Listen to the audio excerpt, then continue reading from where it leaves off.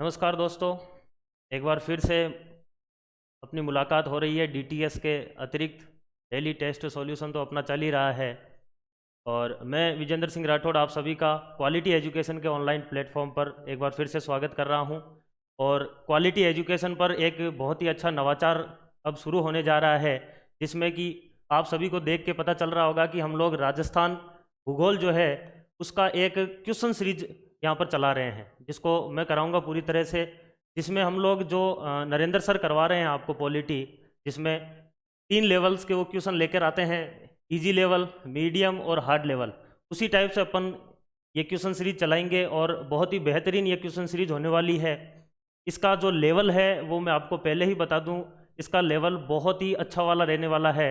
और आप चाहे किसी की भी तैयारी करें, चाहे पटवार की करें, चाहे एसआई की करें, चाहे आरएस की करें, आप सभी के लिए ये उपयोगी होगी। पटवारी या एसआई के लिए तो ये एक लेवल ऊपर की ही तैयारी होगी। आप क्वेश्चंस पे ना जाए, क्वेश्चन के पीछे जो चीज़ करवाई जा रही है उसको देखें आप, क्योंकि मैं अपना जो है 100% इन क्वेश्चन के अंदर दूंगा और आपको ऐसे लगेगा कि वाकई में एक बहुत ही अच्छी तरीके से आपकी ज्योग्राफी जो राजस्थान की है वो इस क्वेश्चन सीरीज के साथ में होएगी। ये जो सीरीज है फिलहाल इसका प्रीमियर चलेगा और आप सभी को नरेंद्र सर जो है वो बता चुके हैं सैटरडे की क्लास में लाइव में, और यहाँ जो है ये प्रीमियर चलेगा और बाद में ये क्लास लाइव हो जाएगी शाम को 5 से 6 जो है इसका समय रहने वाला है। हम यहाँ पर 10 क्वेश्चनों की ये श्रृंखला शुरू करेंगे, जिसमें 3 लेवल के क्वेश्चन होंगे आपके सामने, जिसमें ईजी लेवल के 3 क्वेश्चन रखेंगे, उसके बाद में मीडियम लेवल के हम 3 रखेंगे और हार्ड लेवल के हम लोग 4 क्वेश्चन इसमें रखने वाले हैं। हम लोग जो ये क्वेश्चन सीरीज है इसको शुरू कर रहे हैं राजस्थान के परिचय से, जो कि बहुत ही महत्वपूर्ण क्वेश्चनों का इसमें श्रृंखला होगी। राजस्थान का परिचय, जिसमें हम लोग नामकरण हुआ, राजस्थान का स्थिति विस्तार हुआ या फिर जिलों का निर्माण हुआ, यानी कि भूभौतिक प्रदेश के पहले जितना भी मैटर आता है वो सारा का सारा इसमें 2 या 3 क्लास में हम लोग पूरा करने की कोशिश करेंगे। तो हम लोग स्टार्ट करते हैं आज का पहला प्रश्न, जो कि राजस्थान ज्योग्राफी के इस परिचय से संबंधित है। पहला क्वेश्चन अपने को क्या कह रहा है कि निम्नलिखित में से वर्तमान राजस्थान क्षेत्र, यानी कि जो अभी का आपका राजस्थान दिखाया जाता है, उसमें उसके लिए राजपुताना जो शब्द है वह किसने दिया था। यानी कि इन 4 विकल्प में से कोई एक ऐसा महान आत्मा है जिसने ये राजपुताना कहा था इस क्षेत्र के लिए, किसने कहा था वो हमें देखना होगा। तो इसका सही उत्तर जो है वह जॉर्ज थॉमस होगा और इसको अब हम लोग डिटेल से देखने वाले हैं पूरा का पूरा, क्योंकि आंसर हो सकता है आपको 10 में से 9 या फिर पूरे 10 क्वेश्चनों के आंसर आ जाए, लेकिन इसका जो पीछे का कंटेंट होगा वो बहुत अच्छा होने वाला है। तो हम लोग स्टार्ट करते हैं जॉर्ज थॉमस के बारे में, पूरी की पूरी हिस्ट्री इसकी खोल के रखेंगे आज। तो हम देखते हैं, आप आराम से लिख सकते हैं।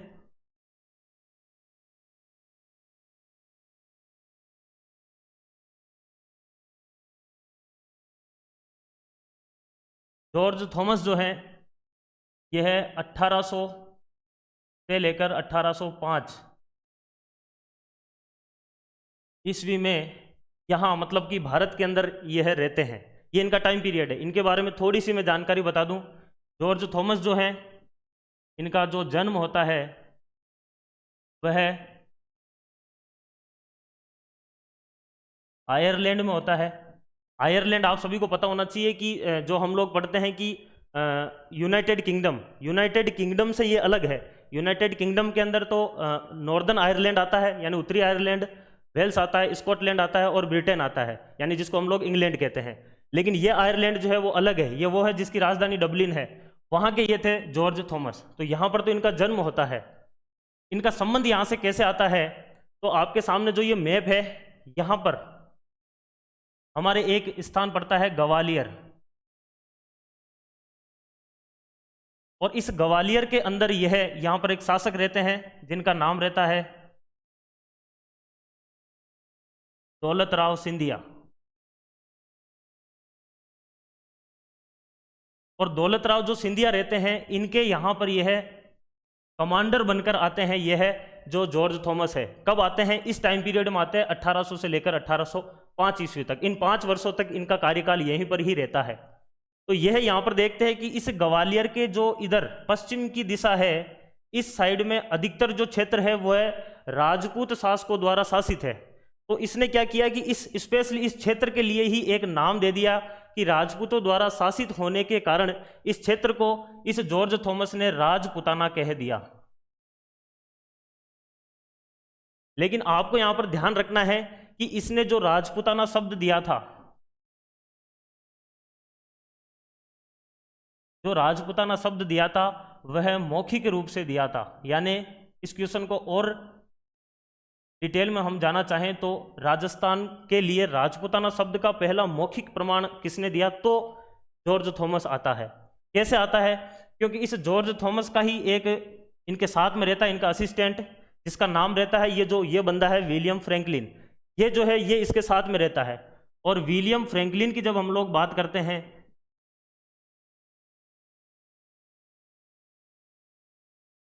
विलियम फ्रैंकलिन, इसके द्वारा एक पुस्तक लिखी जाती है 1805 ईस्वी के अंदर। और वो पुस्तक जो रहती है वह इस जॉर्ज थॉमस के जीवन पर आधारित रहती है। और उस पुस्तक का नाम बहुत इंपॉर्टेंट है, आप वो लिख सकते हैं, जैसे आपको पीडीएफ मिल जाएगी। उसका नाम है the military memoirs mister George Thomas. ये पुस्तक रहती है। इस पुस्तक के अंदर इस विलियम फ्रैंकलिन के द्वारा लिखा जाता है कि ये जो जॉर्ज थॉमस है, इन्होंने इस क्षेत्र के लिए, कौन सा क्षेत्र, जो कि इसके यहाँ पर इसके जो ग्वालियर के पश्चिम में है, इस क्षेत्र के लिए जॉर्ज थॉमस ने ये राजपुताना शब्द दिया था। यानी कि इस बुक के अंदर हमें मिलता है राजपुताना जो शब्द है उसका पहला लिखित प्रमाण मिलता है। तो दोनों चीज आपको समझ में आ जानी चाहिए, मौखिक प्रमाण और लिखित प्रमाण, दोनों में अंतर है जो मैं आपको बता दिया हूं। जॉर्ज थॉमस हो गया, विलियम फ्रैंकलिन हो गया। अब बात आती है कर्नल जेम्स टोड की। इसको कौन नहीं जानता, ये है घोड़े वाला बाबा। इसको हम लोग यहां पर देख लेते हैं। कर्नल जेम्स टोड,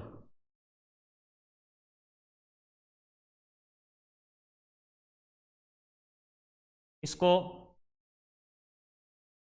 राजस्थान के इतिहास का पितामह भी कहा जाता है।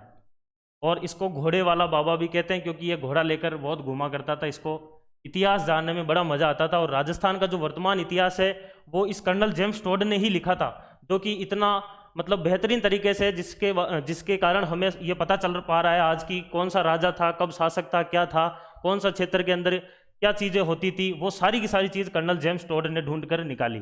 कर्नल जेम्स टोड के बारे में जब हम लोग देखना चाहें थोड़ी सी इसकी, सबसे पहले डेट आती है जून 1806। यह वह तारीख है जब यह पहली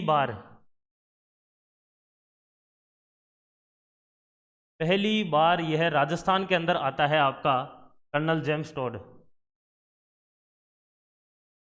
पहली बार राजस्थान आता है। और राजस्थान में कहाँ पर आता है, तो यह उदयपुर आता है। कब आता है? जून 1806 में। कर्नल जेम्स टोड के बारे में थोड़ा सा मैं बता दूं आपको कि इसका जन्म जो है वह 1772 में होता है और इसकी मृत्यु जो है वह 1835 में होती है। 1772 में इसका जन्म होता है और 1835 में इसकी मृत्यु होती है। अब कहानी को थोड़ा सा यहाँ पर समझ सकते हैं, ये 5 है। जून 1806 की बात हो गई। उसके बाद में अगली डेट आती है आपके पास 8 मार्च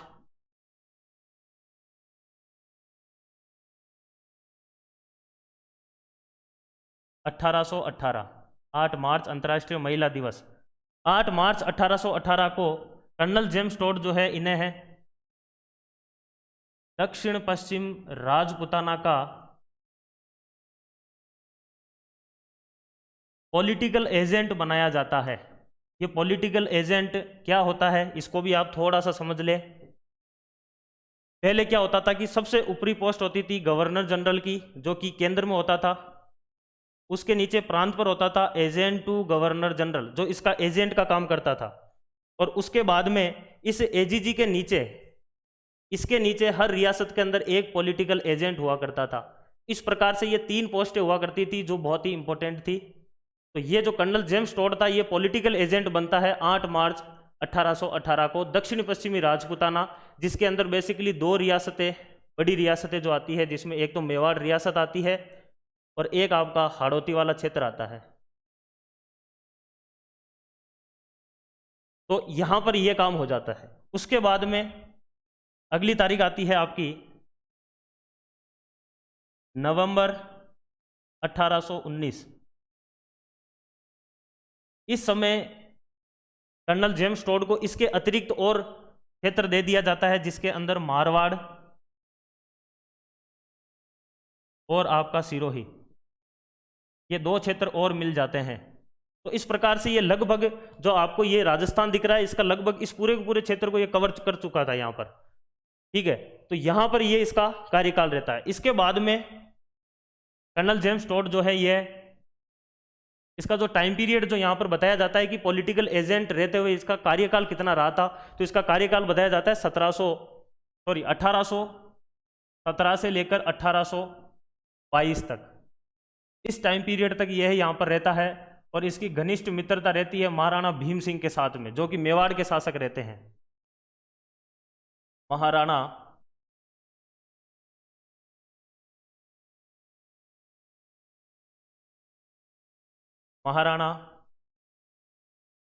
भीम सिंह, और इनकी मित्रता इतनी रहती है कि यहाँ पर जो आपको एक ये जगह दिखाई दे रही है, ये वाली, जिसको वर्तमान समय के अंदर टोडगढ़ रावली कहते हैं, ये वाली जो जगह है यहाँ पर, ये इसको टोडगढ़ रावली कहते हैं वर्तमान समय में। लेकिन उस टाइम इसका नाम जो है वो टोडगढ़ रावली आया कैसे?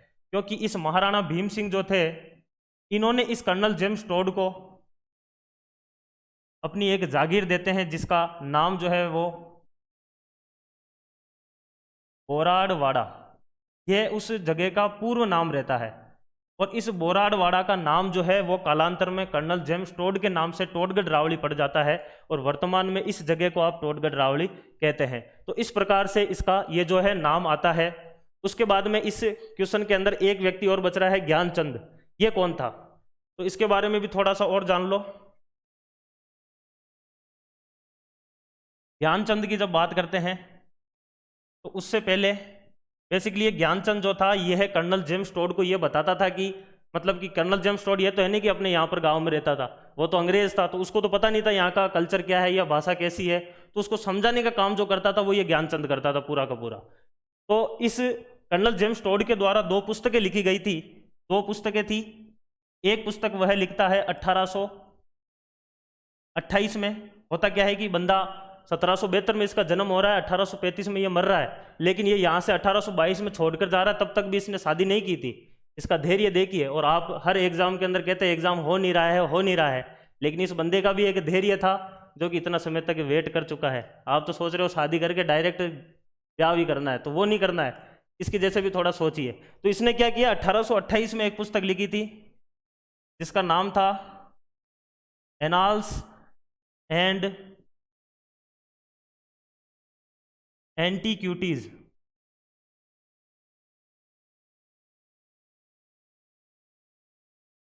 Annals and antiquities of Rajasthan.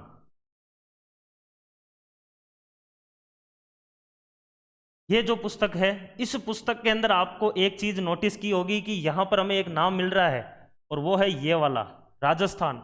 यानी कि अगर आपको कोई पूछ ले कि राजस्थान का पहला प्रमाण कहां से मिलता है राजस्थान नाम का इस क्षेत्र के लिए, तो वह जो है वह इस पुस्तक से मिलता है हमें, जो कि कर्नल जेम्स टोड की है, annals and antiquities of Rajasthan.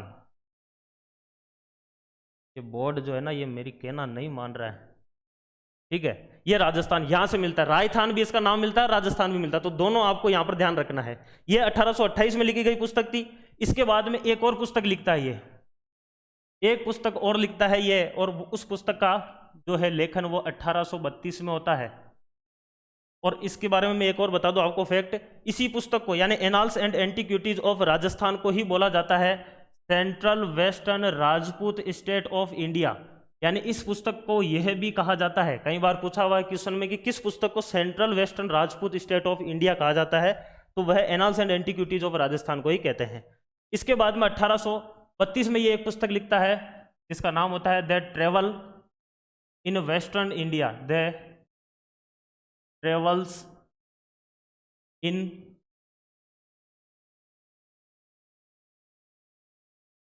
Western India. अब आएगा वो वाला बंदा, ये जो पुस्तक है ना, इस पुस्तक को यह गिफ्ट करता है, इस पुस्तक को यह गिफ्ट करता है, किसको देता है, यह ज्ञानचंद को देता है। अंत में जाता जाता दे ही जाता है। इसकी शादी होती है 1828 के आसपास ही, जब वो पुस्तक लिखता है। 1832 में ये ज्ञानचंद को पुस्तक देता है और 1835 में खुद ही सलट जाता है। तो इस प्रकार से ये जीवन कथा थी। इन तीनों की ऑप्शन अपन ने खोल लिए हैं। अब आपका क्वेश्चन एक था, लेकिन इससे आपके 4 या 5 क्वेश्चन जो है वो सॉल्व हो चुके हैं मेरे हिसाब से, जो मैंने इतना बताया है। ठीक है, इसके बाद में हम लोग चलते हैं अगले क्वेश्चन पर। यह जो वीडियो है आपको मैं बता दूं, यह प्रीमियर होगा, तो आप लोग लाइव कमेंट कर सकते हैं, वहाँ पर अपनी प्रतिक्रियाएं दे सकते हैं कि आपको वीडियो कैसा लग रहा है। ये आपके जो है महान व्यक्तित्व जो है जॉर्ज थॉमस है, जिनके बारे में यह था, और ये इनका पूरा का पूरा यहाँ पर देखिए ग्वालियर स्टेट में यह रहते हैं, कमांडर की पोस्ट पर यह रहते हैं। ठीक है, अगला क्वेश्चन,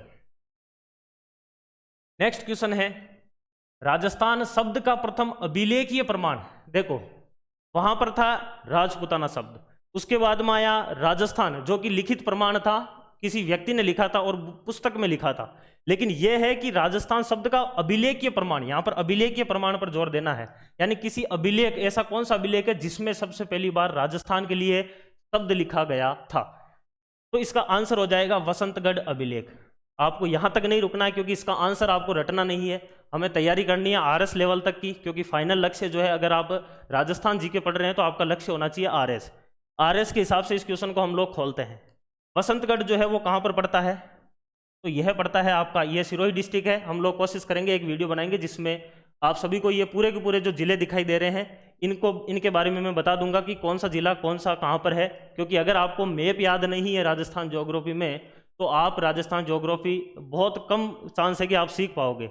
लेकिन अगर आपको ये सारे डिस्ट्रिक्ट याद है, तो आप 1 मिनट में बता सकते हो किसी भी प्रश्न का उत्तर, बस वो फैक्ट ना हो। बाकी आप इससे मिट्टी हो, चाहे जलवायु हो, चाहे कोई सा भी हो, नदी हो, वो सब कुछ इससे कर सकते हो। तो आपको मैप जो है वो ऐसा ब्लैंक मैप लाना है और उसको करना है। तो ये जो वसंतगढ़ है, ये यहाँ पर सिरोही में पड़ता है, और इस वसंतगढ़ से एक अभिलेख मिलता है जिसको वसंतगढ़ अभिलेख कहते हैं। तो इधर पढ़ते हैं डिटेल में।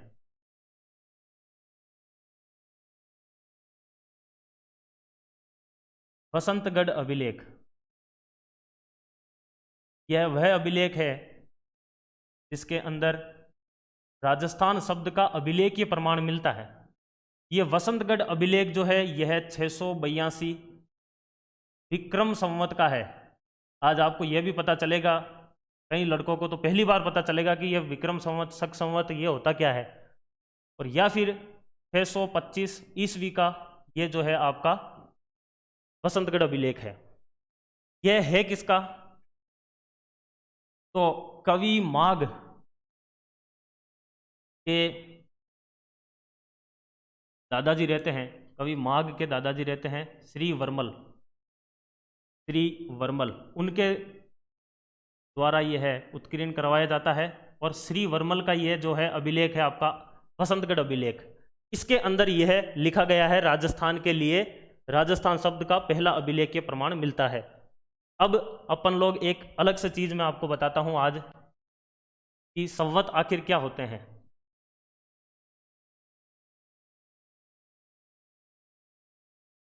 देखिए, आपको धैर्य रखना होगा और क्लास आराम से लेनी होगी, जल्दबाजी ना करें, बहुत मज़ा आने वाला है।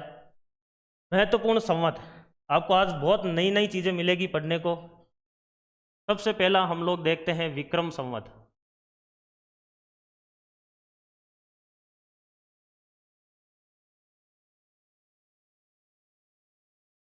देखो, विक्रम संवत जो है, यह इसको कहा जाता है मालव संवत भी कहते हैं। को मालव संवत भी कहते हैं। क्यों कहते हैं इसको मालव संवत? क्योंकि मालवा जो क्षेत्र है, बेसिकली ये जो राजस्थान है, इस वाले एरिया के अंदर यहाँ पर यह शासित होता है एक राजा जिसका नाम रहता है विक्रमादित्य। और विक्रमादित्य के द्वारा यह शासित होता है, इसी वजह से इसका नाम विक्रम संवत इसीलिए पड़ा है क्योंकि इन्होंने ही इसको शुरू किया था। कब किया था? ईसा मसीह का जब जन्म होता है तो उसके उनके जन्म से 57 वर्ष पहले, यानी कि 57 ईसा पूर्व ही राजा विक्रमादित्य के द्वारा इस विक्रम संवत की शुरुआत कर दी गई थी। अब यहां से एक सूत्र निकल कर आता है, वो बहुत इंपॉर्टेंट सूत्र है, यानी कि अगर आपको विक्रम संवत निकालना है तो आपको क्या करना है, जो भी सन है, क्योंकि सन ईसा मसीह के जन्म से 57 वर्ष पहले की बात हो रही है, यानी कि वो अगर अपन 57 ऐड कर देंगे तो वह विक्रम संवत के बराबर आ जाएगा। यानी अगर हम लोग इस सन के अंदर यहां पर अगर 57 ऐड कर देते हैं, यहां पर अगर हम लोग 57 जोड़ देते हैं तो यह विक्रम संवत का सूत्र बन जाता है सीधा सीधा। ठीक है, अब वो देखो 682 विक्रम संवत का था, हमें सन चाहिए थी क्योंकि विक्रम संवत पता नहीं है, ये यहाँ पर 57 है। इसको आप इधर लेके जाओ और इसमें से इसको घटाओगे तो आपके पास में जो सन है वह निकल कर आ जाएगी 625 ईस्वी। ठीक है, तो ये कहाँ से आया? अब आपको पता चल गया होगा कि ये जो सन है 625 ईस्वी वह इस विक्रम संवत के इस सूत्र से बनती है। ये इंपॉर्टेंट सूत्र है क्योंकि कई बार आपको हो सकता है पूछ ले कि इस विक्रम संवत के लिए कौन सा सन होगा। तो ये था आपका पहला विक्रम संवत। उसके बाद में हम लोग चलते हैं दूसरा संवत, जिसको हम लोग बोलते हैं शक संवत।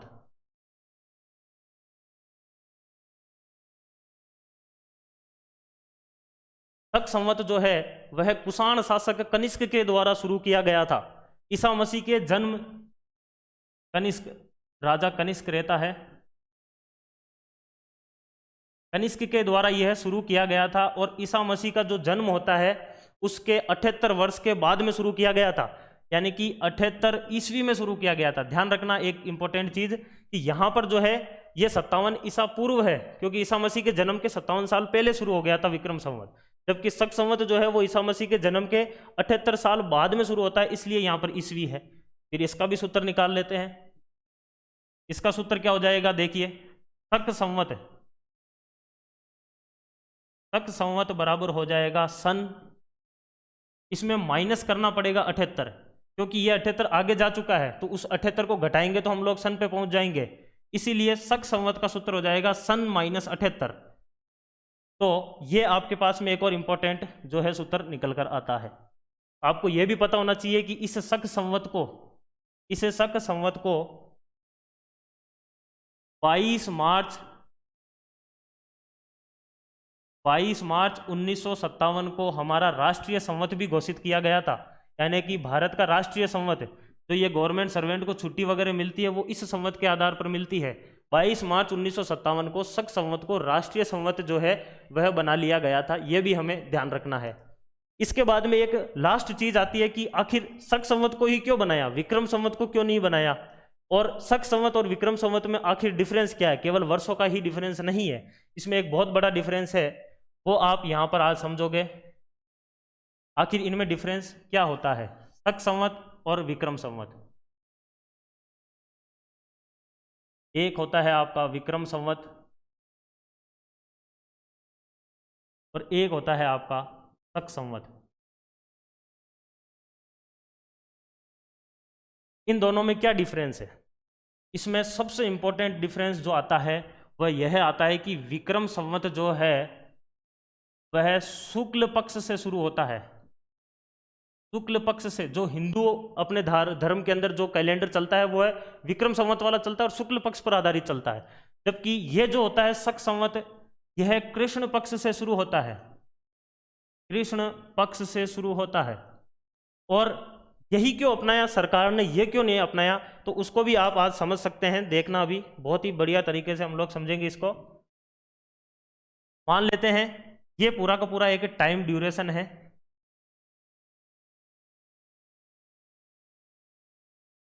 इसमें जैसे कि यह है आपकी पहली तिथि, जिसको हम लोग बोल सकते हैं एकम।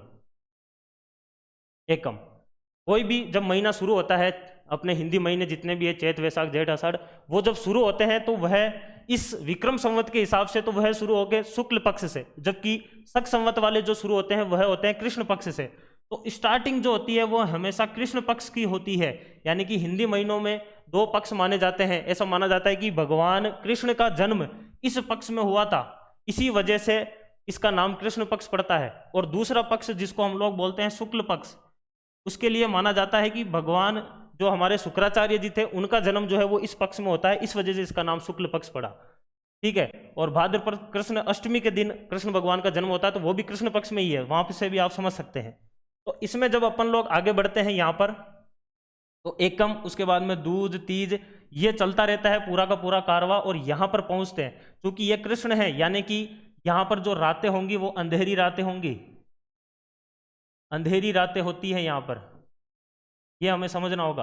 अंधेरी रातें यहाँ पर स्टार्ट होती है, और यहाँ पर 1 से लेकर ये जैसे 15वां दिन आता है तो यहाँ पर अमावस्या आ जाती है। ठीक है। और उसके बाद में फिर यहाँ पर अमावस्या के बाद में वापिस यहाँ से शुक्ल पक्ष की एकम स्टार्ट होती है, और इस एकम से चलते हैं फिर दूज, तीज, ये चलता चलता वापिस इधर जो 15वां दिन आता है तो आपके पूर्णिमा आती है। तब आपके क्या आती है? पूर्णिमा आती है। तो ये जो विक्रम संवत था ये यहाँ से स्टार्ट हो रहा था, तो गवर्नमेंट को दिक्कत हो रही थी कि भाई ये जो 15 दिन है ये एक्स्ट्रा के अंदर चलेंगे या फिर पीछे चलेंगे। तो इस वजह से गवर्नमेंट ने जो है वो इस शक संवत को जो है वो यहाँ से एकम से इस कृष्ण पक्ष के आधार पर ले लिया, और इसको विक्रम संवत जो है ये हमारा हिंदी महीने के हिसाब से चलता है, जो अपने इसमें धर्म के अंदर, हिंदू धर्म के अंदर जो माना जाता है। ठीक है। ये पूरा का पूरा था आपका। और जब आप लोग त्योहार पढ़ेंगे राजस्थान के, तो ये बहुत आपके काम आएगा कि किस प्रकार से शुक्ल पक्ष होता है, किस प्रकार से कृष्ण पक्ष होता है। और मैं उम्मीद करता हूँ आप सभी को आज बहुत ही नई चीज़ मिली होगी सीखने को। तो ये क्वेश्चन जो था वो बस अपना इतना सही था, लेकिन इसमें हम लोगों ने काफ़ी चीज़ें सीख ली हैं। अब चलते हैं हम लोग क्वेश्चन नंबर 3 पर। क्वेश्चन नंबर 3 ये इजी लेवल का लास्ट क्वेश्चन है। पहले 3 क्वेश्चन जो है वो इजी लेवल करेंगे, और उसके बाद में जो है वो आपको बता देंगे अभी जो आगे आगे आएंगे। क्वेश्चन नंबर 3 क्या बोल रहा है कि निम्नलिखित में से राजस्थान की उत्तर दक्षिण तथा पूर्व पश्चिम की लंबाई का अंतर कितना है। ये 4 विकल्प है, प्रीमियर चल रहा है, आप सभी लोग लाइव कमेंट कर सकते हैं।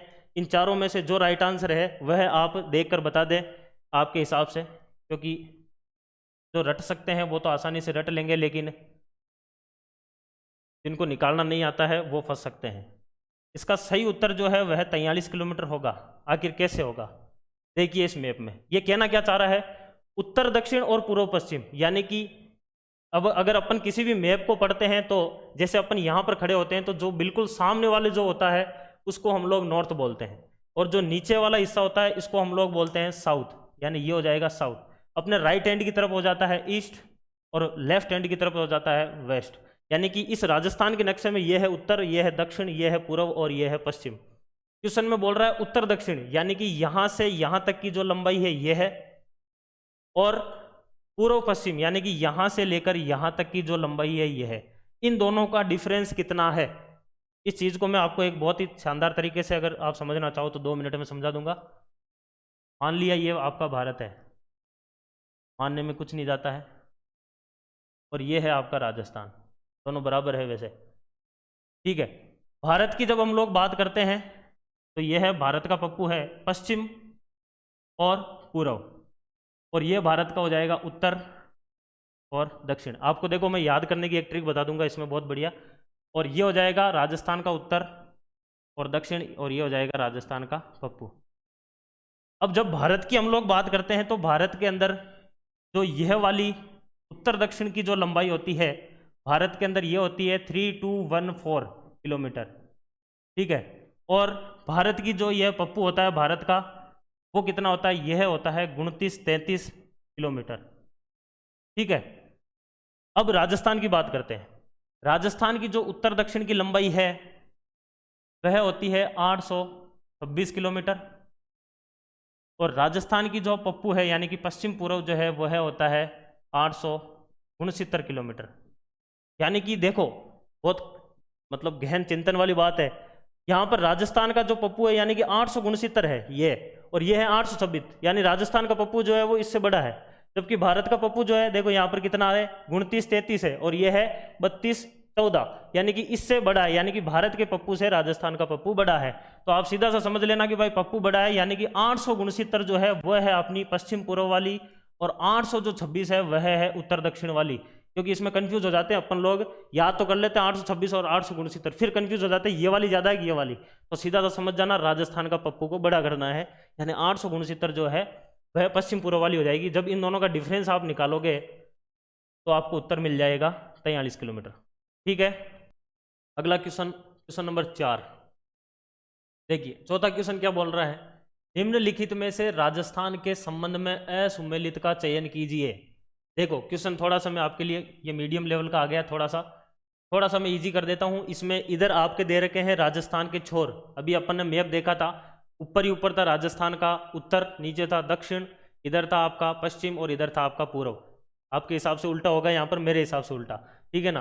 तो आपको यह बताना है कि पूर्वी छोर पर कौन सा गांव है, क्या ये सही है, पश्चिम पर यह सही है, उत्तर और दक्षिण क्या ये सही है। आप प्रीमियर चल रहा है तो आप कमेंट के अंदर अपना आंसर दे सकते हैं लाइव के अंदर, और यहाँ पर मैं इसका आंसर जो है वो आपको बताता हूँ, उससे पहले आप खुद अभी आंसर बता ही देंगे। अपन ये खोलते हैं पहले मैप, इसमें चलते हैं अपन लोग राजस्थान की सैर पर। यह है राजस्थान का उत्तर, यह है राजस्थान का दक्षिण, यह है राजस्थान का पूर्व, और यह है राजस्थान का पश्चिम। देखो याद कैसे करें, थोड़े बहुत मैं आपको एक ट्रिक बता देता हूँ इसमें। बिल्कुल ऊपर उत्तर की तरफ, यानी कि कोने के अंदर, यहाँ पर बिल्कुल इस कोने के अंदर, कलर चेंज कर लेते हैं अपन, बिल्कुल कोने के अंदर, यानी कि इस कोने के अंदर क्या पड़ा है, कोणा गांव पड़ा है। कोने के अंदर क्या पड़ा है, कोणा गांव पड़ा है। और इस कोने गांव से हम लोगों ने, इस कोने गांव से हम लोगों ने बोर करना स्टार्ट किया नीचे की तरफ। तो यहाँ पर क्या बन जाता है, बिल्कुल यहाँ पर नीचे की तरफ बन जाता है आपका, बोर करना शुरू किया तो क्या बन गया, कुंड बन गया, यानी कि बोर कुंड। सबसे नीचे कौन सा गांव हो जाएगा, तो बोरकुंड गांव हो जाएगा। ठीक है, पूर्व के अंदर जब हम लोग जाते हैं तो बिल्कुल यहाँ पर पूर्व के अंदर, यहाँ पर आपका गांव पड़ता है सिलाना, यहाँ पर पड़ता है सिलाना गांव, गांव का नाम है सिलाना। जब हम लोग बिल्कुल पश्चिम में आते हैं तो पाकिस्तान की बॉर्डर पर यहाँ पर आपका बिल्कुल पश्चिम में स्थित है कटरा गांव।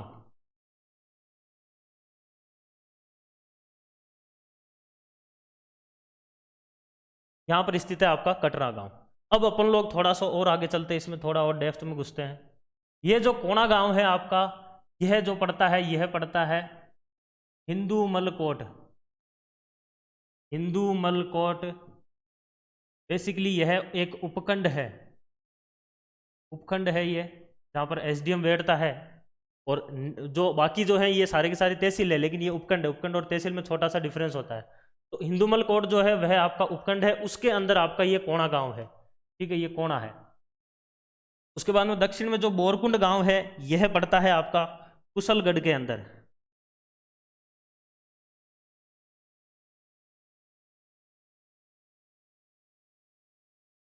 कुशलगढ़ तहसील पड़ती है, उसके अंदर पड़ता है आपका यह बोरकुंड गांव। उसके बाद में सिलाना गांव, सबसे पूर्व में सिलाना, जो कि पड़ता है आपका राजाखेड़ा।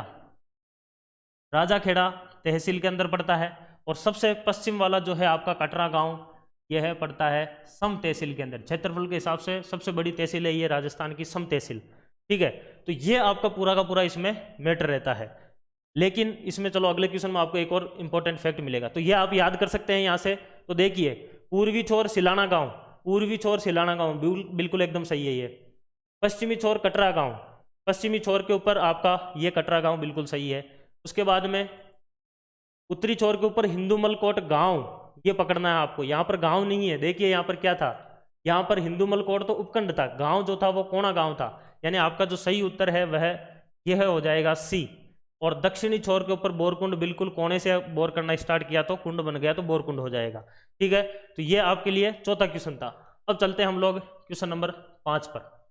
5वां क्वेश्चन हमें क्या कह रहा है, बहुत अच्छा क्वेश्चन है ये, मीडियम लेवल का है। राजस्थान के जिलों द्वारा पाकिस्तान के साथ साझा की गई सीमा का सही अवरोही क्रम, देखो इस चीज पे हमेशा ध्यान देना, आरोही है कि अवरोही है, अवरोही क्रम बोल रहा है। अवरोही का मतलब हो गया कि ज्यादा से कम, ज्यादा लंबाई साझा कौन करता है, उससे कम की तरफ चलना धीरे धीरे, तो अवरोही क्रम में हमें चलना है। तो ये 4 आपके पास में विकल्प है। उससे पहले मैं आपको ये समझा देता हूं, आपको वो ऑटोमेटिकली आंसर मिल जाएगा। देखो राजस्थान के 4 ऐसे जिले हैं जो कि पाकिस्तान से सीमा साझा करते हैं। उसमें सबसे उत्तर में आता है आपका श्री गंगानगर, उसके बाद में आता है बीकानेर, उसके बाद में आता है जैसलमेर और फिर आता है बाड़मेर। ये 4 जिले हैं जो कि पाकिस्तान के साथ सीमा साझा करते हैं। इसमें जैसलमेर जो है वह सबसे ज़्यादा लंबाई साझा करता है 464 किलोमीटर, यानी कि 464 किलोमीटर जो है वह आपके सीमा साझा करता है, 464 किलोमीटर जैसलमेर। उसके बाद में आपका आ जाता है बाड़मेर जो करता है 228 किलोमीटर, 228 किलोमीटर। उसके बाद में करता है श्री गंगानगर 210 किलोमीटर। उसके बाद में करता है आपका बीकानेर जो करता है 168 किलोमीटर। यानी कि कई लोग ये सोचते हैं कि बीकानेर बड़ा है तो उसका ज़्यादा हो सकता है, लेकिन ये ध्यान देना है जो सीमा साझा करता है वो श्री गंगानगर ज़्यादा करता है बीकानेर से। तो यहाँ पर अब आपको जमाना है, कुछ नहीं करना है, अवरोही क्रम पूछ रहा है यानी कि ज़्यादा से कम की ओर चलना है। तो देखिए सबसे ज़्यादा 464 किलोमीटर मेरे को दिखाई दे रहा है, उसके हिसाब से हो जाएगा आपका जैसलमेर। उससे जस्ट कम कौन सा हो जाएगा, 228 पर है आपका बाड़मेर।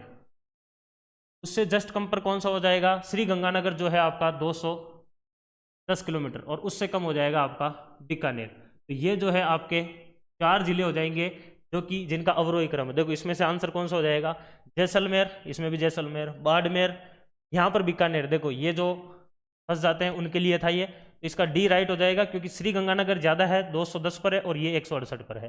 ठीक है, इसमें एक क्वेश्चन बनता है जो कि आपका इसमें आता है, लेब असिस्टेंट में एक क्वेश्चन आया था, क्योंकि अभी अपन ने देखा था कि राजस्थान का उत्तरतम छोर कौन सा है, ये अगर आपको पूछे तो कोणा गांव है, हिंदू मलकोट उपखंड है, और श्री गंगानगर जिले के अंदर पड़ता है। ऐसा तो कोई स्टूडेंट नहीं होगा जिसको ये पता नहीं हो कि उत्तर दक्षिण पूर्व पश्चिम में कौन कौन से जिले हैं।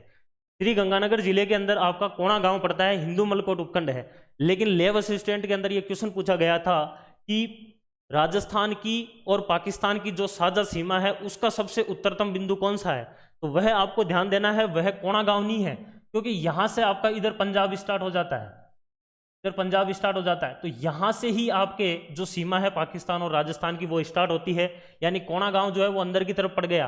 तो इसका राइट आंसर फिर होता था ना, तो वो हिंदू मलकोट उपखंड होता है, यानी कि हिंदू मलकोट जो उपखंड है वहां से स्टार्ट होता है आपका राजस्थान और पाकिस्तान की सीमा, जो कि यहाँ से बिल्कुल चलती है। इन सबको जोड़ोगे तो 1070 किलोमीटर आएगा, जो कि टोटल लंबाई है राजस्थान और पाकिस्तान की, और यह यहाँ पर लास्ट में आती है। और बाड़मेर जो है, इस बाड़मेर के यहाँ पर थोड़ा सा, बाड़मेर चूंकि गुजरात से सीमा बनाता है, तो बाड़मेर से थोड़ा सा ऊपर की तरफ जो है यहाँ पर एक गाँव है जिसका नाम है भल्ल गाँव, और तहसील पड़ती है आपकी शाहगढ़, ठीक है ना, भल्ल गांव शाहगढ़ तहसील, जो कि आपके इसके अंदर बाड़मेर के अंदर हो जाएगी। तो ये टोटल 1070 किलोमीटर है, जिसकी उत्तरतम बिंदु ये हो जाएगा और दक्षिणतम बिंदु जो है वह यह हो जाएगा। इसके अलावा आपको पता होना चाहिए, जैसे कि आपको कुछ फैक्ट अगर लिखने हो तो आप लिख सकते हैं। राजस्थान के 4 जिले जो है वह पाकिस्तान से सीमा बनाते हैं। इसी प्रकार से पाकिस्तान के 2 ऐसे प्रांत, वहाँ पर प्रांत बोलते हैं राज्य को, वह सीमा बनाते हैं, जिसमें ऊपर पंजाब और नीचे सिंध। उसके अलावा पाकिस्तान के 9 ऐसे ज़िले हैं जो कि राजस्थान से सीमा बनाता है, जिसमें सबसे उत्तरतम बहावल नगर, फिर बहावलपुर, और सबसे दक्षिण के अंदर अमरकोट और एक थार पारकर। ये आप इतने याद रख लेना, बाकी पूरे जरूरी नहीं है कि आप 9 के 9 याद रखें, ये कुछ आप फैक्ट ध्यान रख लेना। आगे चलते हैं क्वेश्चन नंबर 6 में, मीडियम लेवल का है ये क्वेश्चन, लास्ट क्वेश्चन है। निम्नलिखित में से असुमेलित का चयन कीजिए। असुमेलित का मतलब एक तरफ है जिले, एक तरफ है आकृति, इधर है डिस्ट्रिक्ट और इधर है आकृति। कौन से जिले से कौन सी आकृति मेल नहीं खा रही है, आप कमेंट में बता सकते हैं। लाइव कमेंट चल रहे हैं आपके स्क्रीन पर, उसमें आप बता सकते हैं। उससे पहले मैं आपको यहाँ पर बताना चाहूँगा इम्पोर्टेंट चीज़ें। आपको पता होना चाहिए कि राजस्थान की जो खुद की जो आकृति है वह कैसी है। तो राजस्थान की आकृति है विषम कोणीय, विषम कोणीय चतुर्भुजाकार,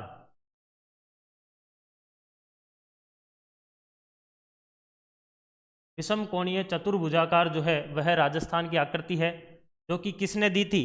यह राजस्थान की जो आकृति है वह किसने दी थी? तो यह दी थी आपके प्रोफेसर T.H. हैंडले ने। Professor T.H. हैंडले ने यह आकृति जो है वह दी थी। ठीक है, यह तो हो गई राजस्थान की, पूरे राजस्थान की आकृति की बात। अब अपन लोग चलते हैं एक एक डिस्ट्रिक्ट की आकृति में, हम लोग चलते हैं। तो इसमें देखिए सबसे पहले हम बात करते हैं जैसलमेर की। जैसलमेर की आकृति है सप्त बहुभुजाकार। सप्त बहुभुजाकार जो है वह इसकी जैसलमेर की हो जाएगी। जोधपुर की जो है वह होती है मयूराकार।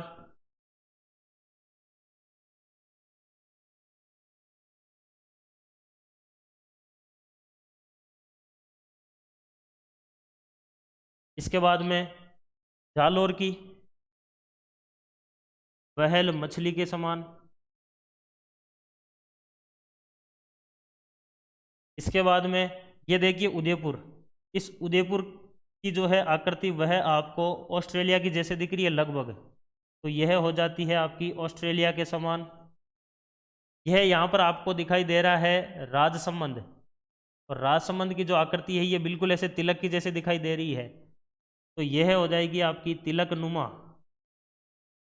ठीक है, इसके बाद में यहाँ पर ये जो आपको दिखाई दे रहा है ये चित्तौड़गढ़ का भाग है। राजस्थान के ऐसे दो जिले हैं, एक है चित्तौड़गढ़ और एक है अजमेर, जिसका जो मुख्य भाग है उसके अलावा भी कुछ भाग है। जैसे ये चित्तौड़ है, यहाँ पर ये थोड़ा सा भाग चित्तौड़ का अलग है।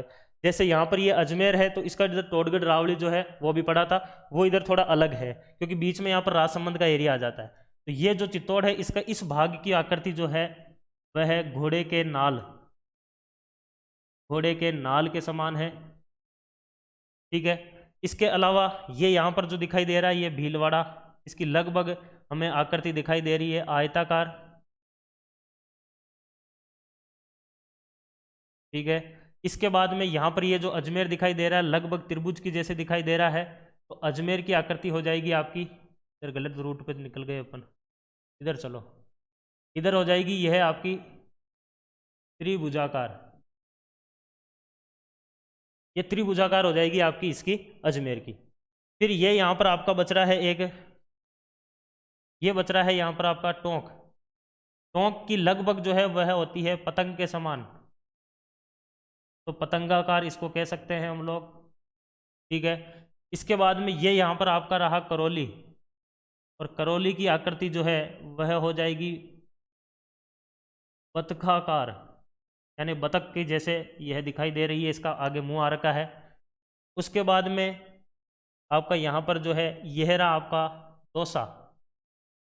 दौसे की आकृति जो है वह हमें दिखाई दे रही है, जो धनुष होता है ना, धनुष लगभग उसकी जैसी यही है, या फिर हमारे मारवाड़ के अंदर या फिर गाँव के अंदर छाजड़ा बोलते हैं, छाजड़ा उस टाइप की आकृति है। तो ये क्वेश्चन पूछा हुआ भी है। दौसा की आकृति जो है वह या तो आप धनुष भी याद रख सकते हैं और या फिर आप छाजड़ा भी कर सकते हैं। ठीक है, ये दोनों हो जाएंगी इसकी। इसके बाद में थोड़े से और आगे चलते हैं, तो आपका आता है इधर यह रहा, बिल्कुल चंदा मामा की जैसे है आपका सिक्कर। तो सिक्कर की जो है वो हो जाएगी चंद्राकार। ठीक है, ये आपकी जो है इंपॉर्टेंट आकृतियां हैं सारी की सारी राजस्थान के जिलों की। अब अपन चलते हैं इस पिछले क्वेश्चन में क्या बोल रहा है। देखो, उदयपुर की आकृति ऑस्ट्रेलिया के समान बिल्कुल होती है, उदयपुर की आकृति ऑस्ट्रेलिया के समान। करौली की आकृति बतकाकार, यहाँ पर करौली की आकृति बतकाकार बिल्कुल सही है। उसके बाद में राजसमंद की आकृति तिलक नुमा, यह रहा राजसमंद, इसकी हो जाएगी बिल्कुल तिलक नुमा है।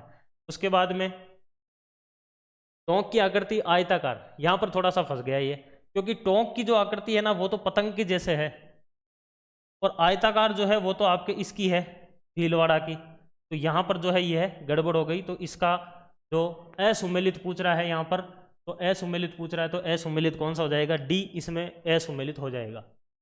ये थे आपके मीडियम लेवल तक के क्वेश्चन, और अब स्टार्ट होंगे आपके हार्ड लेवल के क्वेश्चन, क्योंकि इनका लेवल इजी हो सकता है, लेकिन इसके पीछे जो कंटेंट आपको मिलेगा वो बहुत ही मतलब कि शानदार होने वाला है। और इसी बीच में मैं थोड़ा सा प्रचार कर दूंगा कि आप सभी लोग जल्दी से जल्दी वीडियो को शेयर कर दें। अगर आपने सब्सक्राइब नहीं किया है तो आप सब्सक्राइब जरूर करें, और जो भी आपके मित्र हैं जिनको मतलब कि कंपटीशन की तैयारी करनी है, उन सभी को आप बताएं कि क्वालिटी एजुकेशन जो है वो बहुत ही शानदार प्लेटफॉर्म है, जहाँ पर आपको किसी प्रकार की कोई भी मिस्टेक नहीं मिलेगी। आप सभी लोग टेस्ट देते हैं क्वालिटी एजुकेशन ऐप पर, चाहे एसआई का हो, चाहे रीट का हो, चाहे पटवार हो, चाहे आरएस हो, और बहुत ही जल्द आरएस मेंस की जो टेस्ट सीरीज है वो भी ऐप पर स्टार्ट होने वाली है। और ये जो क्वेश्चन सीरीज चल रही है ये भी बहुत शानदार चल रही है। तो आप उन लोगों को बताएं कि बहुत ही शानदार यहाँ पर आपको जो है वो कंटेंट मिल रहा है, बिल्कुल लेवल जो है उसका बहुत ही अच्छा रह रहा है। तो आप सभी लोग शेयर करें, लाइक करें और सब्सक्राइब जरूर करें क्वालिटी एजुकेशन के इस चैनल को। और ऐप जो है वो आप प्ले स्टोर से डाउनलोड कर सकते हैं। ठीक है, आगे चलते हैं हम लोग क्वेश्चन नंबर 7 पर। क्वेश्चन नंबर 7 क्या कह रहा है कि निम्नलिखित में से असुमेलित का चयन करें। पहला कथन, राजस्थान की अंतर्राष्ट्रीय सीमा पर 4 जिले स्थित है। राजस्थान की अंतर्राष्ट्रीय सीमा, ये रहा 1, ये रहा 2, ये रहा 3 और ये रहा 4। अभी अभी थोड़ी देर पहले पढ़ के आए हैं, इतने जल्दी भूलने वाले नहीं है। तो 4 जिले जो है वह इस पर स्थित है। असुमेलित चुनना है, ये तो बिल्कुल सही हो गया क्योंकि 4 स्थित है। राजस्थान की अंतर्राज्यीय सीमा पर स्थित कुल 23 जिले हैं। तो राजस्थान की अंतर्राज्यीय सीमा, अंतर्राज्यीय की मतलब राज्यों से बनाने वाली सीमा पर कुल 23 जिले हैं।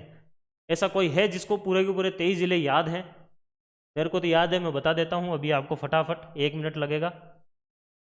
देखिए, सबसे पहले श्री गंगानगर। श्री गंगानगर क्यों है? क्योंकि यह पाकिस्तान से भी सीमा बना रहा है और इधर आपके पंजाब से सीमा बना रहा है। दूसरा हो जाएगा हनुमानगढ़, तीसरा हो जाएगा चूरू, झुंझुनू, ठीक है, सीकर, जयपुर, अलवर, उसके बाद में भरतपुर, उसके बाद में धौलपुर, करौली, उसके बाद में सवाई माधोपुर, उसके बाद में कोटा, उसके बाद में बारा, ठीक है, उसके बाद में झालावाड़, उसके बाद में चित्तौड़। चित्तौड़ इधर से जोड़ लो चाहे इधर से जोड़ लो। यहाँ पर ध्यान रखना भीलवाड़ा जो है वो भी सीमा बनाता है। उसके बाद में प्रतापगढ़, ठीक है, उसके बाद में बांसवाड़ा, उसके बाद में डूंगरपुर, उसके बाद में उदयपुर, उसके बाद में सिरोही, उसके बाद में जालोर और उसके बाद में बाड़मेर। बाड़मेर भी यहाँ पर सीमा बनाता है। अभी अपन ने देखा था भल्लगांव शाहगढ़ तहसील जो कि सबसे दक्षिणतम बिंदु है, लेकिन वह बाड़मेर के अंदर है, यानी वो सीमा जो है वो बाड़मेर वो बना रहा है गुजरात से। तो इस हिसाब से यहाँ पर कितने हो गए? टोटल 23 जिले हो गए। तो यहाँ पर ये कथन जो है वो बिल्कुल सही हो जाएगा।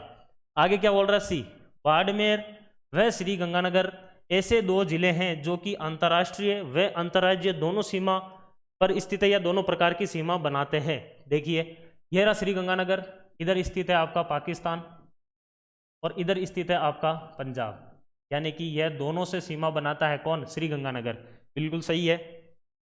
उसके बाद में दूसरा है श्री गंगानगर के बाद में एक है बाड़मेर। यह रहा बाड़मेर, इधर बनाता है आपका गुजरात से सीमा और इधर बनाता है पाकिस्तान से सीमा, यानी कि बाड़मेर और आपके गंगानगर जो है वो दोनों ऐसे जिले हैं जो कि अंतर्राष्ट्रीय व अंतर्राज्यीय दोनों सीमा बनाते हैं। ये भी सही हो जाएगा, यानी तीनों सही है। तो असुमेलित चुनना है तो आंसर तो ये हो गया, लेकिन हुआ कैसे ये भी पता होना चाहिए। राजस्थान के 10 ऐसे जिले हैं जो कि न तो अंतर्राष्ट्रीय और न ही अंतर्राज्यीय सीमा बनाते हैं। क्या ये 10 जिले ही है? क्या ये 10 जिले ही हैं? आप लोग बताएं लाइव कमेंट के अंदर, क्या ये 10 जिले ही हैं? क्योंकि आंसर तो मिल गया कि ये 3 सही है, तो ये तो गलत होना ही है। ये 10 नहीं है, ये कितने जिले हैं अभी देख लेते हैं, 1 मिनट लगेगा।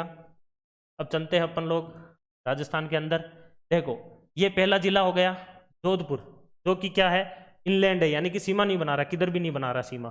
दूसरा हो जाएगा आपका पाली, तीसरा हो जाएगा आपका राजसमंद, चौथा हो जाएगा आपका अजमेर, पांचवा हो जाएगा आपका नागौर, उसके बाद में छठा हो जाएगा आपका टोंक, सातवां हो जाएगा आपका बूंदी, एक और रह रहा है, कौन सा रह गया? ये छाजड़ा रह गया।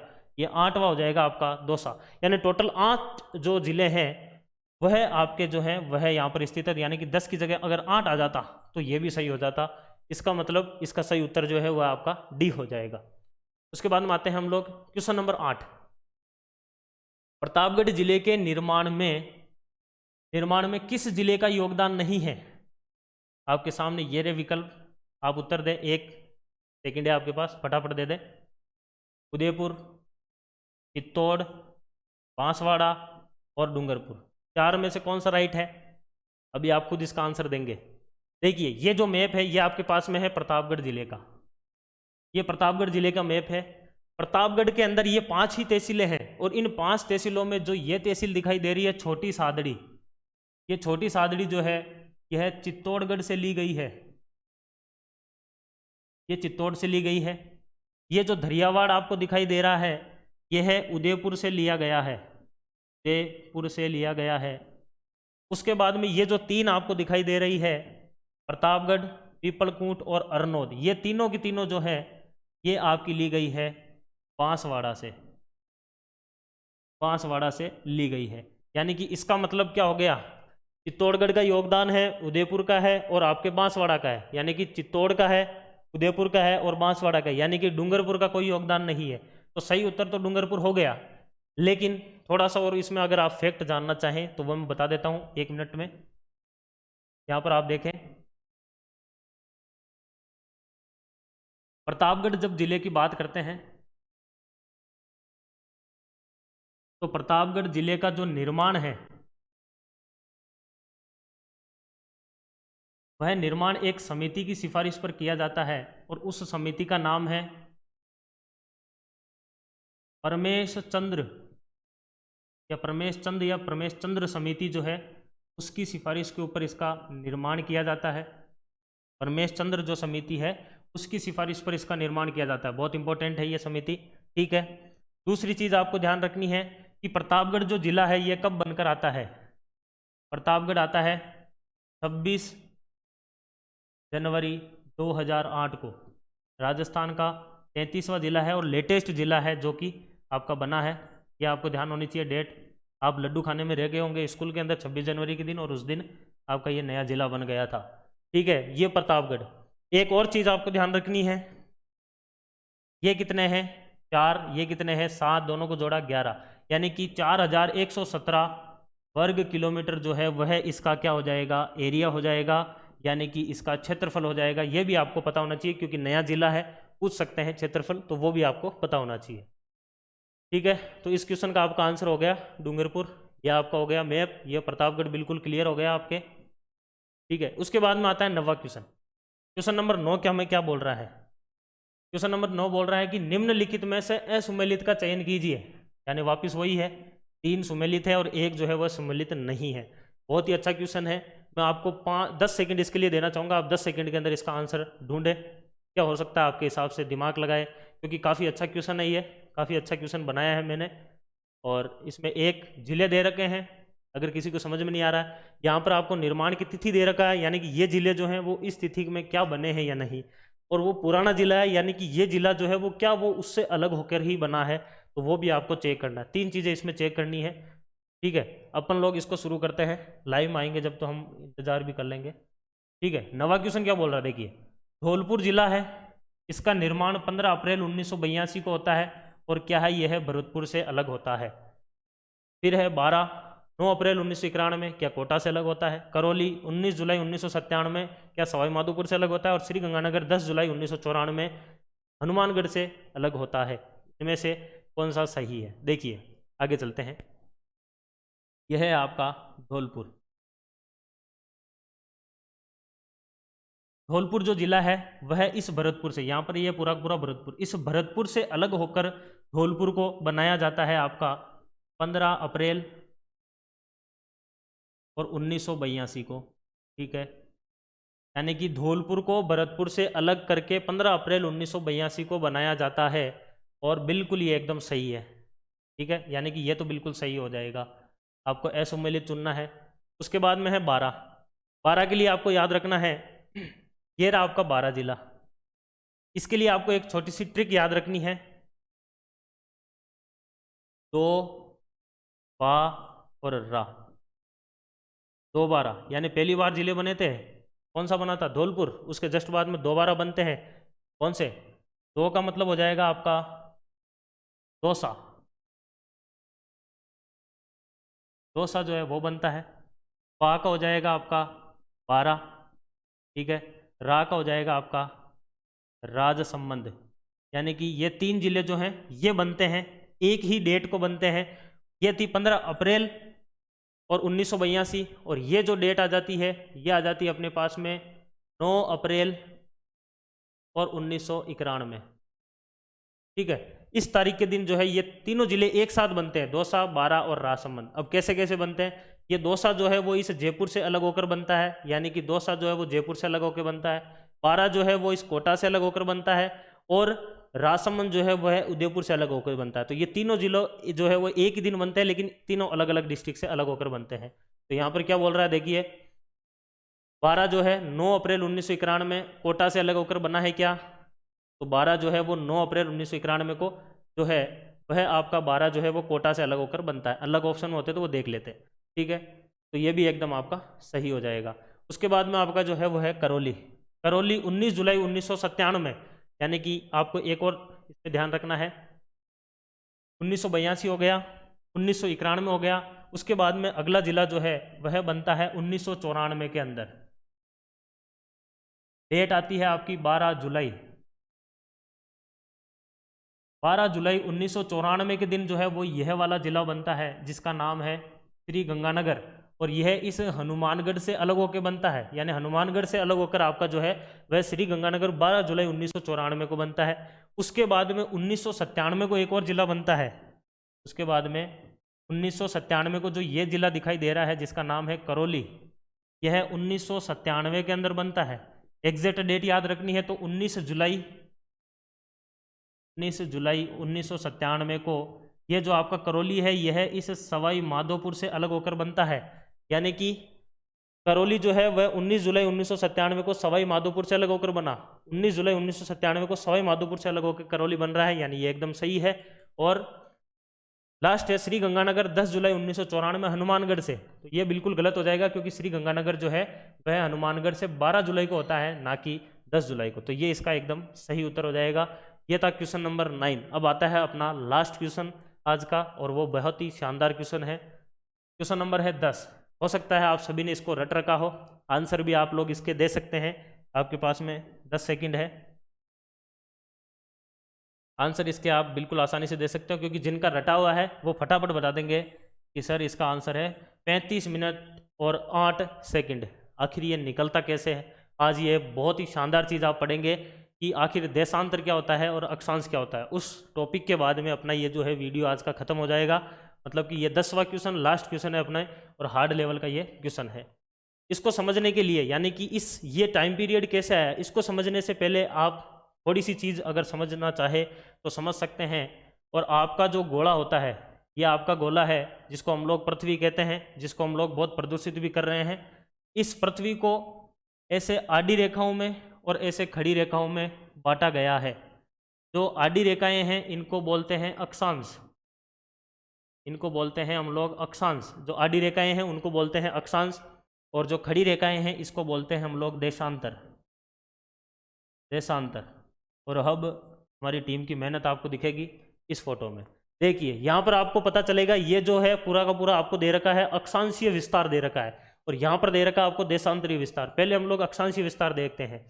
अक्षांशीय विस्तार का मतलब हो गया कि जैसे ये आपका गोला है, ये आपकी पृथ्वी है, तो इस पृथ्वी का बिल्कुल सेंटर से आपको क्या करना है, 0 डिग्री लेना है। जैसे ये पूरा का पूरा अगर आपका गोला है तो उस गोले के बिल्कुल सेंटर में 0 डिग्री हो जाएगा। उस 0 डिग्री को हम लोग क्या बोल देते हैं, विषुवत रेखा बोल देते हैं, यानी कि भूमध्य रेखा बोल देते हैं, बिल्कुल 0 डिग्री पर। फिर इस गोले से हम लोग ऊपर जाते हैं, 23.5 डिग्री पर आएंगे तो कर्क रेखा, फिर और ऊपर जाते हैं, फिर और ऊपर जाते हैं, बिल्कुल 90 डिग्री के ऊपर चल जाएंगे तो आपका उत्तरी ध्रुव आ जाएगा। उत्तरी ध्रुव होता है 90 डिग्री पर, और यहाँ पर विषुवत रेखा हो गई 0 डिग्री के ऊपर। यहीं पर ही आपका ये 15, और यहाँ पर आपका 23.5 डिग्री होगा, जहाँ पर आपकी हो जाएगी कर्क रेखा। देखिए ये यहाँ पर पूरा का पूरा इसका डायग्राम दे रखा है। तो ये 0 डिग्री के ऊपर आपका हो जाती है भूमध्य रेखा। उससे जैसे हम लोग ऊपर जाते हैं धीरे धीरे, तो यहाँ पर 23.5 डिग्री पर आपको मिलेगी कर्क रेखा, ठीक है। और यहाँ पर बिल्कुल 90 के ऊपर आपका जो है वो हो जाता है यह उत्तरी ध्रुव। इसी प्रकार दक्षिण में जब जाते हैं तो 23.5 डिग्री के ऊपर दक्षिण में आपको हो जाती है मकर रेखा, और उसके बाद में ये बिल्कुल दक्षिण के अंदर 90 डिग्री के ऊपर हो जाएगा दक्षिणी ध्रुव। तो ये आपको अधिकतर मतलब कि इसको समझने में काफ़ी दिक्कत आती है, तो ये जो डायग्राम है ये आपको बिल्कुल आसानी से समझ सकता है, इसमें से कोई भी कि ये आपका जो गोला है, इस गोले के बिल्कुल बीचों बीच इसमें सेंटर मानना है, और बिल्कुल जो सामने जो पेन की नोक है वहां पर होगा 0 डिग्री, और इससे इस साइड जाना 90 डिग्री तक तो उत्तरी ध्रुव तक पहुंच जाएंगे, और इधर से नीचे जाएंगे 90 डिग्री तक तो दक्षिण ध्रुव पर पहुंच जाएंगे। बिल्कुल बीच में विषुवत रेखा 23.5 के ऊपर कर्क और मकर रेखा। ठीक है, तो अब आप देखिए इसमें से आपका प्यारा भारत कहाँ पर है। मेरे को जो है मेरा भारत जो है वो यहाँ पर दिखाई दे रहा है, ये रहा, इस पाकिस्तान के पास में। तो ये जो बिल्कुल 0 डिग्री है ना, इस 0 डिग्री के ऊपर वाला जो भाग है, यानी कि इस 0 डिग्री के जो ऊपर वाला भाग है, मान लो ये आपका अगर गोला है, तो इस गोले को अगर ऐसे काटेंगे बीच में से, तो ये तो बनेगा आपका उत्तर, और ये बनेगा आपका दक्षिण, यानी नॉर्थ और साउथ। यानी कि इस 0 डिग्री के ऊपर क्या आएगा, नॉर्थ, यानी कि ये जो कहलाता है ना, ये इस 0 डिग्री के ऊपर वाला ये कहलाता है उत्तरी ध्रुव, उत्तरी गोलार्ध, उत्तरी गोलार्ध। यानी कि भारत जो है वह अक्षांशीय विस्तार के हिसाब से कहां पर स्थित है, उत्तरी गोलार्ध में स्थित है। यानी कि यहां से स्टार्ट हो रहा है, जैसे भारत की अगर अपन लोग बात करते हैं, ये जो भारत है ये नीचे स्टार्ट हो जाता है 8 डिग्री 4 आर्क मिनट नॉर्थ से। तो आज आपको पता चला है कि ये नॉर्थ क्यों आ रहा है। नॉर्थ इसलिए आ रहा है क्योंकि भारत जो है वो बेसिकली उत्तरी गोलार्ध में स्थित है, इसलिए आपको उत्तर में ही स्टार्ट होना है। कहां से, 8 डिग्री 4 आर्क मिनट से, यहां से स्टार्ट हुए उत्तर में, और फिर उत्तर में ही जाते रहना है, और उत्तर में ही आपका यहां पर 37 डिग्री और 6 आर्क मिनट उत्तर आ जाता है। तो लोग सोचते हैं कि ये भारत जो है दक्षिण के अंदर यहाँ पर साउथ आना चाहिए, नॉर्थ क्यों आया। ये नॉर्थ इसलिए आता है क्योंकि पूरा का पूरा भारत जो है वो बेसिकली उत्तरी गोलार्ध में स्थित है, इसीलिए उत्तर में ही आपको स्टार्ट होना है 8 डिग्री 4 आर्क मिनट से, और उत्तर में ही आपको चलते जाना है, और 37 डिग्री 6 आर्क मिनट के ऊपर आप उत्तर में पहुंच जाएंगे। ठीक है, इसी प्रकार से हम लोग जब बात करते हैं देशांतर की, तो ये अक्षांश मेरे हिसाब से सभी को समझ में आ गया है। तो भारत जो है वो अगर उत्तरी गोलार्ध में, तो राजस्थान भी उत्तरी गोलार्ध में ही होगा। इसके बाद में इसमें समझते हैं, देखिए ये है आपका देशांतरीय विस्तार। देशांतरीय विस्तार का मतलब हो गया कि जैसे ये आपका अगर गोला है, तो इस गोले में खड़ी रेखाएं जो है वह देशांतर कहलाती है। और जो पूर्व में गोरे लोग जो आए थे, जो लूट के लेके गए थे, जो चोर आए थे अंग्रेज, उन्होंने जो 0 डिग्री है वह अपने देश में ही मान ली। ये बिल्कुल 0 डिग्री जो है, इस 0 डिग्री को भाई ये से हो गया कि जेई जो है वो जेई अपने खेत में गाड़ दी कि इन्होंने, इन अंग्रेजों ने, कि भाई यहीं से 0 डिग्री निकलती। ये रेखाएं कहीं दिखाई नहीं गई है, ये काल्पनिक रेखाएं हैं, लेकिन ये 0 डिग्री जो है वह कहाँ से निकलती है, तो वह जगह जो है वह है ग्रीनविच, ग्रीनविच रेखा इसको बोलते हैं, क्योंकि यह ग्रीनविच ऑब्जर्वेटरी एक मतलब कि वेधशाला है, लंदन के अंदर यह है, ग्रीनविच ऑब्जर्वेटरी है, वहां से ये रेखा निकलती है, और इसी वजह से इसको ग्रीनविच रेखा भी कहते हैं। ठीक है, तो ये लंदन से निकलती है क्योंकि उस टाइम अंग्रेजों का प्रभुत्व बहुत ज़्यादा रहता है, तो उस टाइम अंग्रेजों के द्वारा ही इस 0 डिग्री को अपने लंदन में से गुजार लिया। यानी कि जो 0 डिग्री है वह बेसिकली यहाँ से गुजरती है, ये यहाँ पर जो है देखो यहाँ पर दिखाया हुआ भी है, यहाँ से ये 0 डिग्री निकलती है। ठीक है, 0 डिग्री देशांतर। अब ये आपका वापस देखिए, ये गोला है आपका, ये आपका गोला है, इस गोले को खड़ा काटा है अपन ने, तो इस गोले का इधर वाला भाग जो है वो कहलाएगा पूर्व, और ये जो है वो कहलाएगा पश्चिम। यानी कि ये हो जाएगा ईस्ट, ये हो जाएगा वेस्ट। यानी कि इस गोले को जब अपन लोग काटते हैं तो इधर तो हो जाएगा ईस्ट, इधर हो जाएगा आपका वेस्ट। अब जब हम लोग यहाँ से आगे चलते हैं, जैसे 0 डिग्री है, तो इस 0 डिग्री से, जैसे इस 0 डिग्री से आगे चलेंगे तो ये हो जाएगा मतलब कि ईस्ट के अंदर, और ये हो जाएगा आपका वेस्ट के अंदर। यानी भारत जो है वो इस गोले के हिसाब से कहाँ पर स्थित है, तो वह स्थित है आपका इस पूर्वी गोलार्ध के अंदर। यानी भारत की जो स्थिति है वह कहाँ पर है, पूर्वी गोलार्ध के अंदर है। इसका मतलब अगर पृथ्वी पर भारत की स्थिति देखें तो वह उत्तर पूर्वी गोलार्ध, यानी कि अगर यहाँ पर आप समझना चाहे थोड़ा सा, तो ये जो आपकी पृथ्वी है, अगर इसको 0 डिग्री माने देशांतर, तो इसके हिसाब से ये पूर्व होगा। तो यहाँ पर आपका भारत कहीं स्थित है, जो कि स्टार्ट कहाँ से होता है, 69 डिग्री और 8 आर्क मिनट के लगभग स्टार्ट होता है पूर्व में, जो कि खत्म हो जाता है 97 डिग्री और 25 आर्क मिनट पूर्व के आसपास। ठीक है ना, तो यहीं से स्टार्ट हुआ पूर्व में, और पूर्व में खत्म हो गया, इसलिए यहाँ पर ईस्ट का ईस्ट ही आता है। इसी प्रकार से जब हम लोग आड़ी रेखा की बात करते हैं, तो 0 डिग्री पर यहाँ पर जो है वो नॉर्थ में स्थित होता है, और ये हो जाएगा साउथ। तो यहाँ पर फिर भारत स्थित है, और यहाँ पर वो लगभग 8 डिग्री और 4 आर्क मिनट उत्तर से स्टार्ट होकर फिर 37 डिग्री और 6 आर्क मिनट उत्तर में ही चलता है। यानी कि इसके हिसाब से ये नॉर्थ, और ये हो जाएगा ईस्ट, यानी नॉर्थ ईस्ट जो है उसके अंदर भारत जो है वह स्थित है। ठीक है, तो ये आपको पता चल गया यहाँ पर देशांतर और अक्षांश का। ठीक है, यहाँ पर ये 180 डिग्री, क्योंकि ये जो आपकी देशांतर होती है ये 0 डिग्री बिल्कुल यहाँ पर बीच में होती है, और 0 डिग्री से जैसे जैसे इधर जाएंगे तो बिल्कुल 1 2 3 4 180 डिग्री यहाँ पर लास्ट में आती है, और वापस इधर से इधर जाएंगे तो 179 डिग्री आ जाएगी, और एक ये 0 डिग्री जोड़ते ही ये 180 और ये 180, यानी टोटल मिलाकर कितनी हो जाएगी 360 जो है वह है आपके यहाँ पर आ जाती है देशांतर। ठीक है, अब इस 360 को याद रखना, मेरा यहाँ पर बताने का लक्ष्य यही था कि टोटल देशांतर जो है वह 360 होती है, क्योंकि इससे आप इस क्वेश्चन का और आने वाले बहुत सारे क्वेश्चनों का आंसर निकाल सकते हैं। कैसे, अब वो यहाँ पर समझ लेना। छोटा सा अपन ने अभी अभी पढ़ा है कि 360 डिग्री टोटल देशांतर होती है। ठीक है, अब ये आपका 360 डिग्री का मतलब हो गया पृथ्वी ऐसे घूम रही है देशांतर के हिसाब से, और देशांतर जो है वही समय का निर्धारण करते हैं। तो आपका गोला जो है वो घूमता है ना, तो वह इस देशांतर के हिसाब से टाइम बदलता है। तो जब ये 360 पूरी की पूरी रेखाएं यानी 360 पूरी की पूरी डिग्री घूम जाएगा तो आपका एक दिन जो है वह पूरा हो जाता है, यानी कि 24 घंटे पूरे हो जाते हैं। इस घंटे को अगर मिनट में बदलते हैं तो यहाँ पर आ जाएगा अपने पास में 60, मिनट से गुणा कर दिया। ठीक है ना, इसको इससे काट देंगे अपन, ये आ जाएगा आपका 4, यानी कि 1 डिग्री जो है वह 4 मिनट के बराबर होता है, यानी 1 डिग्री देशांतर बराबर होता है 4 मिनट। ठीक है, यहाँ पर यह चीज़ आपको समझ में आ गई। उसके बाद में आपको क्या करना है, यहाँ पर आपको पूछ रहा है कि पूर्वी और पश्चिमी छोर का अंतर कितना है। तो जब हम लोग राजस्थान की बात करते हैं, यह आपका राजस्थान है, चूंकि अब अपनों को अक्षांश पे जाना नहीं है, देशांतर का ध्यान रखना है, तो 68 डिग्री और 30 आर्क मिनट पूर्व से लेकर 78 डिग्री और 17 आर्क मिनट पूर्व तक, ये राजस्थान का जो है वह है देशांतरीय विस्तार है। जब आप इसमें से इसको घटाएंगे, देखो थोड़ा सा मैं बता देता हूँ, 78 डिग्री और 17 आर्क मिनट में से आपको घटाना है 68 डिग्री और 30 आर्क मिनट, क्योंकि 17 में से आप 30 डायरेक्ट नहीं घटा सकते। 1 डिग्री जो होता है वह बराबर होता है 60 मिनट के। तो जब आप इसमें से एक को उधर भेज देंगे, जैसे कि 1 डिग्री बराबर होता है 60 मिनट के, हमारे वहाँ पर आ रखा था कितना था, ये देखिए 78 था ना, तो यहाँ पर देखिए 1 डिग्री जो है वो उधर चल जाएगा, यहाँ पर 77 डिग्री रह जाएगा, यानी कि 77 डिग्री जो है 77 डिग्री और इधर हो जाएगा आपका 77 मिनट। ठीक है, 77 डिग्री, क्योंकि 1 डिग्री इधर जाके 60 आ गया और इस 17 के अंदर 60 जुड़ते ही ये 77 बन जाएगा, तो 77 डिग्री और 77 मिनट हो जाएगा। नीचे 68 डिग्री और 30 मिनट, यानी कि 68 डिग्री और 30 मिनट। इसमें से आप जब इसको घटाएंगे तो 8 डिग्री और यहाँ पर आपके पास में आ जाएगा 47 मिनट। ये राजस्थान का जो है वह देशांतरीय विस्तार है।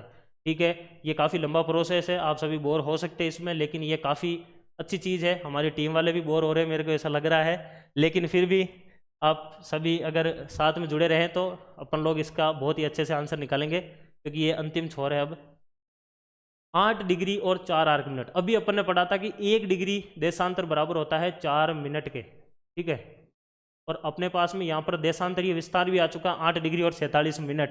तो आपको कुछ नहीं करना है, पहली बार में तो इस 8 डिग्री को इस 4 से गुणा कर दो, यानी कि 8 चौक 32, ये मिनट तो डायरेक्ट ही मिल गए अपने को।